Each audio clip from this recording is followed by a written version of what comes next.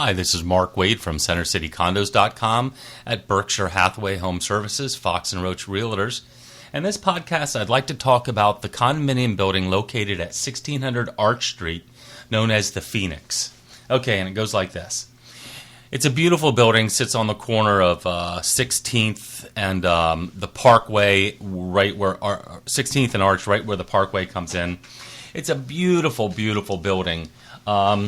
It was originally built as an insurance building back in the 1920s. It was then converted to condominiums, converted to apartments in the 1980s, or 1990s rather, and then converted to condominiums in 2007. There are a total of 264 condos in the building. The unit size is anywhere from 513 square feet up to what public records tells me is 680 square feet. Multiple elevators. It is a pet-friendly building. The heat is electric and it's forced air. And each unit has its own heating system up in the ceiling, which you'll never see, and central air unit. On-site parking is available. When the building originally sold out, okay, so here's the scope. So a number of the units sold, let's say a third of the units sold or half the units sold, whatever, and then the market tanked. In 2008, it went south, everything in the U.S. On the East Coast or in the U.S. went south. So what they did is they had an auction. They hired accelerated marketing partners, just like the Murano did, just like Waterfront Square did, CU 257. They had an auction, and they auctioned off a number of units, and really to get some mojo back into the building. When they did, the values of the building, much like the Murano, when the first unit sold, all the existing values in the building dropped 20%, because that's what happens at an auction. You know, people don't show up at an auction to pay top dollar. People show up at an auction to get a value, and that's what happens. But it was a necessary evil, unfortunately, in my opinion, a necessary evil in order to get the sales, the mojo back in the building, the sales going, to interest and attention and all that kind of stuff. And it worked. It worked wonderfully. So a number of units were sold that day, and it reset the pricing structure for the building. I think I sold 3 of them on that day, 2 or 3, maybe 4. I don't remember. It was a good day. Perhaps you saw me out singing and dancing in the middle of 16th and Market Street that day, 16th and Arch. But anyway, so there are units there that have a parking license, but there are units there that do not have a parking license. So if you're looking at a condominium at the Phoenix, you'll want to get a realtor who knows his stuff to know whether or not that unit has a parking license or has storage attached to it. Because, I've seen some units go up for sale. I saw one unit in particular go up, was bought by a relocation company because Billy and Susie owned it. They got transferred, and the relocation company didn't have a clue as to whether or not there was storage with that particular unit or not. Anyway, every unit has its own in-unit washer dryer. Now, what's interesting is when they were converting from apartments to condos, you had a couple options. You could either buy it as is, which was in my opinion, a pure 1980s, 1990s kind of look with the pickled kind of white oak look in the cabinets and the Formica and the inexpensive looking white tile in the bathrooms. Or you could pick out a specific unit and then choose one of 3 or 4 palettes. There was the light palette with the light oak color, and then there was the dark palette with the dark oak color, and then there was the cherry palette with corresponding carpets and tile and hardwood floors and kitchen cabinets and granite countertops. So most of the buyers who went in opted to upgrade the unit cosmetically. So we will see a variety of conditions and styles, really, visual styles at the Phoenix. Now, what's interesting that most buyers don't get, this is James Bond top secret, so listen up here, boys and girls.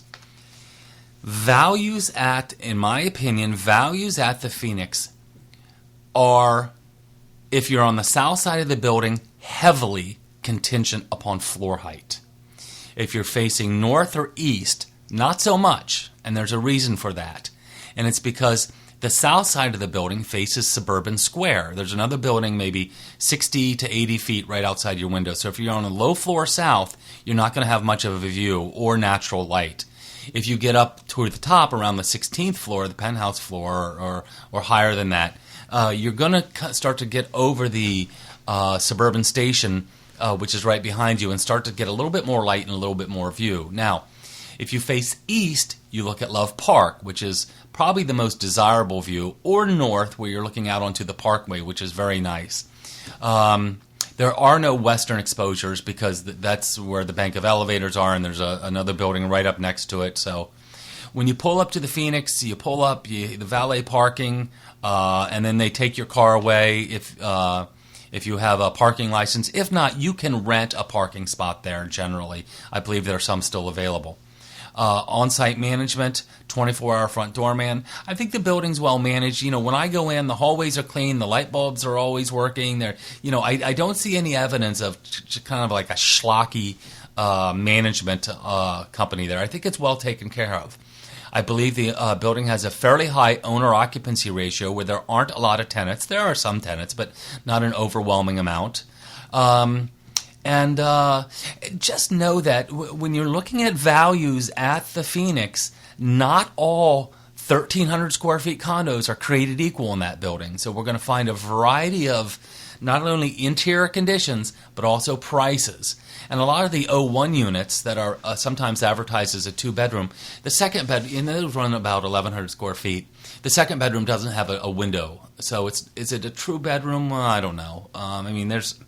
Yes, no, maybe. I think it's all semantics, basically. But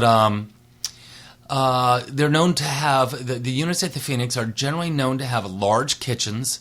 And if I recall, there is no gas service, so all the cooking is electrical. But they generally do have large kitchens, good-sized bathrooms, and some of the corner two-bedrooms have decent-sized living areas. So the building, when it was built in the 1920s, was an old insurance company. It was an office building. But most of the units, and as a result, built in the 1920s, most of the units have high ceilings and just a sense of space to them, a sense of elbow room to all the units. Condo fees include water, sewer, management fee, building maintenance, master insurance policy, trash removal, snow removal. Does not include parking. There's an extra condo fee if you have a parking license. What else can I tell you? 264 condos in total. It is a pet-friendly building. What else can I tell you? High walk score. You're close. You're in the 19103 zip code there. You're close to the downtown business district, which is a real plus. And what's really interesting that a lot of people don't know about the Phoenix is you can walk from the lobby straight into Suburban Station, get on a train, and go to New York with never having to go outside. How do you like them apples? So the Phoenix is fully sold out from its original sell-off. It was sold out fairly quickly. It didn't. There weren't a lot of big units that sat around that we find prevalent in a lot of newer conversions in town where you've got, 24 penthouse units and each one is bigger than the next and they sit and they sit and they sit. That didn't happen at the Phoenix. They all sold out fairly quickly. One thing I like about the building, I know this may be trivial, but a lot of buyers really appreciate it, is there's a Starbucks inside the building. So you can put on your house dress and put your hair in curlers and walk down and get yourself a Starbucks without ever leaving the building, which is kind of nice. So doormen are always friendly. I always appreciate that. And there is no tax abatement left. The tax abatement has expired on the building. And that's about it. So a nice location in the 19103 zip code. I think the roof deck. Oh my God, if you go to the Phoenix, you've got to see the common roof deck because hands down, it is the biggest, nicest, largest, best view, most phenomenal common roof deck in Center City, hands down. I got a $5 bill in my pocket. I'll give it to anybody who can tell me that there's a better common roof deck in Center City. It doesn't exist. There are community rooms on the 4th floor. There's 2 or 3 of those, and then you've got the gym, which is it's okay in my opinion. It's nothing to write home about, but it's nice. But there is no pool. No pool at the Phoenix. So there you go. It's a nice building. I like the building. It kind of gives the essence of a pre-war kind of style from the exterior. The hallways are glamorous and large and just very nice. So it does kind of give a more traditional kind of feeling as opposed to the Murano, which is all modern and all traditional, contemporary. The Phoenix does have more of an old Philadelphia kind of charm to it. So whatever your tastes are. But anyway, this is Mark Wade. If you have any interest in seeing units at the Phoenix, pick up the telephone, push the buttons on the front of it, 215-521-1523. Give me a call. Let's go take a look. You might be surprised at what you see there, and that's it. Thank you very much.